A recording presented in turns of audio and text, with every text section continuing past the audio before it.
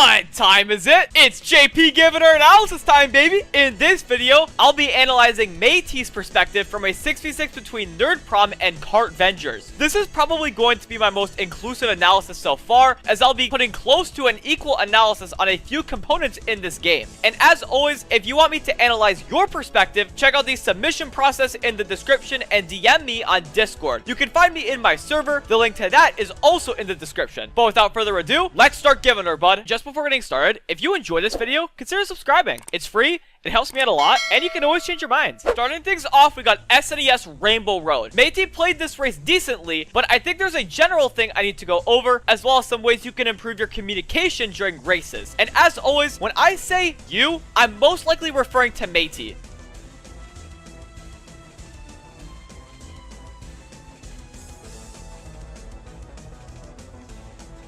Now, I'm not only talking about how you went around this turn. I've noticed a common trend in your driving. You aren't neutral hopping before most of your drifts, and it doesn't seem like you have a good handle on soft drifting. I have a brief tutorial on soft drifting in the first episode of how to play Mario Kart 8 Deluxe, which I'll leave in the description, so let's talk about the importance of neutral hopping. Alongside having it much easier when trying to charge up a mini turbo, it's also faster to do so in general. It's as easy as hopping when your stick is in neutral position, then holding in whichever direction you want to drift in directly after. You can see here that I'm already losing quite a bit of time to my ghost, and it's only because of neutral hopping. In a week or two, I'm going to upload a more in-depth video going over how to drive fast in this game, so look forward to that. But the point here is, try to get into the habit of soft drifting and neutral hopping before drifting. It can make a big difference.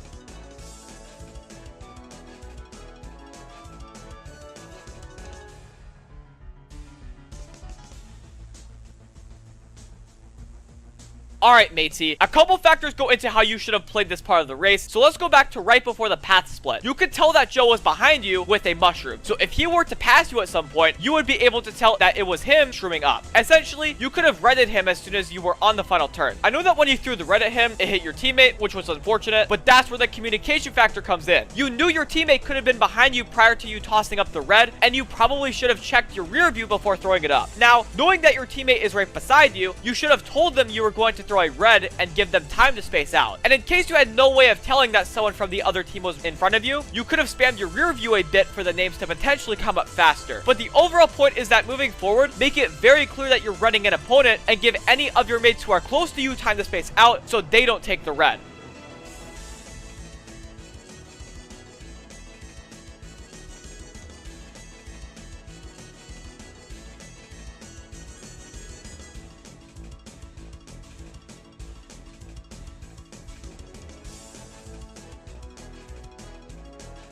I don't think this was necessarily a bad play on your part, but you could have been more clear about exactly what you were doing. It's good that you waited until the path split to activate your start and golden up, but you only said you were goldening up. That means when the track becomes one, your teammates might only know that you're goldening rather than goldening in a star. I know that your teammates probably could have seen your star, but I still think it's better to be as clear as you can in the call. So say, for example, I'm in a star, goldening up would be a solid form of communication in this scenario. Again, a very light thing to talk about as it didn't affect any of your mates, and they could have seen that you had a star. If that was why you only said you were goldening up, then fair enough. It's just better to be safe than sorry when communicating. Either way, you did a good job this race overall.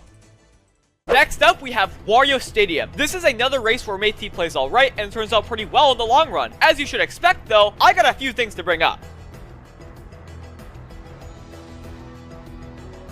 I talked about this in my last analysis, so I'll keep this part brief. Simply put, you should try to improve your lines on this track, specifically the first two boost panel sections. On the first one, it's not faster to trick. Even if you don't use the fast method, just don't trick off the ramps. And especially don't trick off these two ramps. You probably don't have to learn the perfect ramp strats here given the level that you're competing at, but at the very least, drift off the ramps. Patching up driving mistakes like these can go a long way, and considering this is probably the most technical track in the game, improving at this track in particular can help you a lot.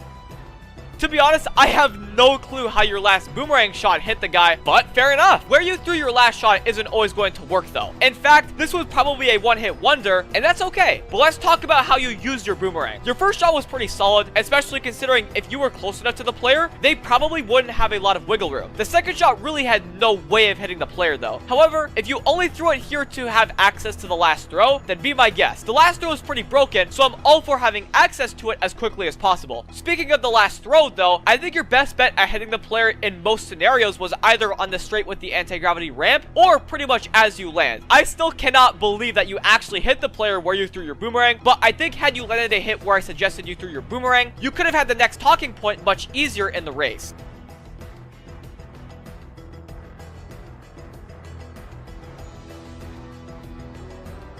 I think you approached this situation decently. It was really good that you checked your rear view on the straight before the boost ramp, but if the player behind you was feeling more aggressive, there's a really good chance you could have gotten hit here. It may be uncomfortable, but I think from the moment you began drifting on the first turn, you should have been checking your rear view like it was your job. There's a good chance that the player behind you had quite a few opportunities to take you out. Whether he took them or not, it's really important to prepare for the worst when you have a good chance of getting hit. Unfortunately, I feel like if the player was feeling aggressive from the get-go, there's next to no chance you would have avoided the fire on the first two turns, but take what I said as a general thing. Your cue to pay a lot more attention to what's behind you is when you have a very good chance of getting hit. Other than that, not much went down for the rest of the race, and you were able to secure first place, so great job on that.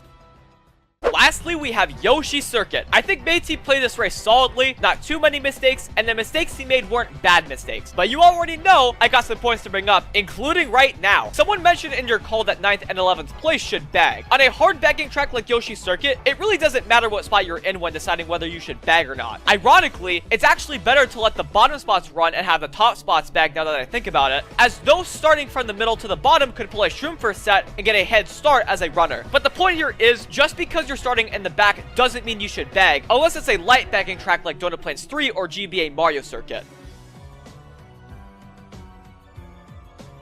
Now, you could have made the same mistake twice in this race, but you later knew to wait before getting red before shrooming, so good job on that. But I think it's still good to bring this up in general. You should never waste your mushroom before getting redded. Shrooming after getting redded limits about half of the damage done, so it's really important to keep this play in mind, especially in the old lap 3 situation. I say this because saving mushrooms strictly for recovery is a great way to get right back up to speed, and things can get hectic near the end of the race. Either way, never shroom right before getting redded. It's pretty much never worth it.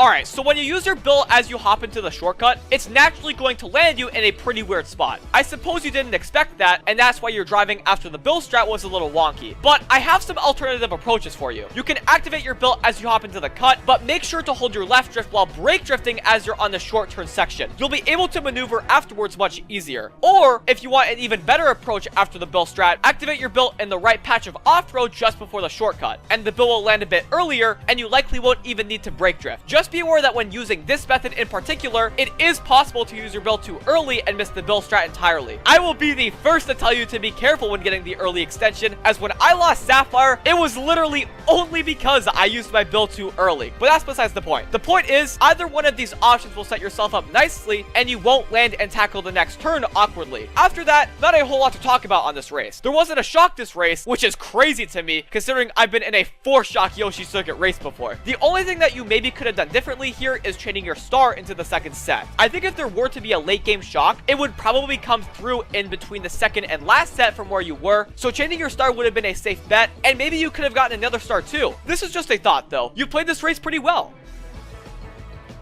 I hope you got something out of this video. If you did, I'd really appreciate it if you'd like the video and subscribe if you haven't already. As for Matey, I think you're in a great position. I say this because I covered a lot of things you could improve on, and given what I've seen, you can patch a lot of these things easily, which is great. Communication and item usage are cool things to work on for sure, but I think your first step should be to work on driving faster, mainly through neutral hops and soft drifting, as well as learning more technical strats like the Wario Stadium ramps. I wish you the best of luck moving forward, but until next time, thank you so much for watching.